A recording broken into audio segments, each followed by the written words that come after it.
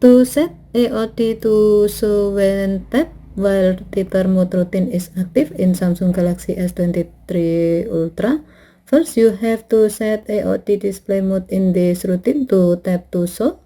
To do so, swipe down the top of the screen and then tap setting icon, tap mode and routine, and then tap routine. While you are in the routine screen, tap titter mode routine. Scroll down the screen, tap always on display.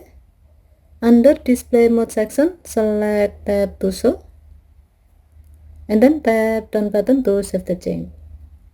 By doing this, now when the titter mode routine is active, your phone will enable always on display and use tap to show as its display mode, which means always on display will only show clock and notification when you tap the screen. Okay, thank you for watching. Have a nice day.